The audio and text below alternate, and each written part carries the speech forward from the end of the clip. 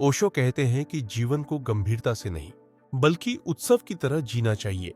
वे कहते हैं कि हम अक्सर जीवन को बोझ समझकर जीते हैं, जबकि यह एक अनमोल अवसर है। हर पल को खुशी और उल्लास के साथ जीने का संदेश देते हैं। ओशो के अनुसार अपने अमनी सप्तासुनुसार सच्ची खुशी केवल वर्तमान क्षण में ही मिल सकती है। वे कहते हैं कि अतीत और भविष्य की चिंताओं से मुक्त होकर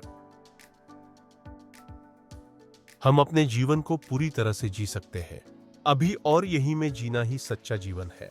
ओशो का मानना है कि जीवन का सबसे बड़ा उद्देश्य स्वयं को जानना है। वे कहते हैं कि बाहरी दुनिया की खोज से पहले हमें अपने अंदर झांकना चाहिए। स्वयं की खोज ही सच्ची आध्यात्मिकता है। ओशो के अनुसार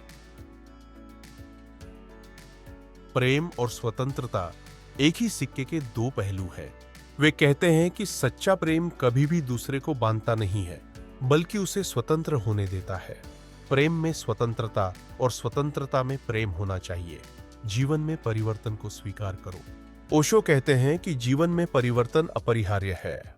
हमें परिवर्तन से डरना नहीं चाहिए, बल्कि उसे स्वीकार करना चाहिए और उसके साथ बहना चाहिए। परिवर्तन ही जीवन का सार है। ओशो के अनुसार मन हमेशा अशांत रहता है। वे कहते हैं कि मन की शांति के लिए हमें मन के बाहर निकलना होगा और अपने अंदर के शून्य को महसूस करना होगा। ध्यान और मेडिटेशन इसका सबसे अच्छा तरीका है। ओशो कहते हैं कि मृत्यु जीवन का एक हिस्सा है। उसे डर के साथ नहीं, बल्कि समझ और स्वीकृति के साथ देखना चाहिए। मृत्यु के प्रति जागरूकता हमें जीवन को और गहराई से जीने में मदद करती है। ओशो के अनुसार सच्ची शिक्षा वह है जो हमें स्वयं को जानने में मदद करती है। वे कहते हैं कि शिक्षा का उद्देश्य केवल ज्ञान प्राप्त करना नहीं, बल्कि स्वयं की खोज करना है। ओशो कहते हैं कि जीवन को सरल बनाना चाहिए। वे कहते हैं कि जटिलताएं हमारे मन की उपज है। सरल जीवन जीने से हमें शांति और संतुष्टि मिलती है। आनंद ही जीवन का लक्ष्य। ओशो के अनुसार जीवन का लक्ष्य सफलता या धन नहीं, बल्कि आनंद है। वे कहते हैं कि आनंद ही सच्ची समृद्धि है और इसे हर पल में खोजना चाहिए।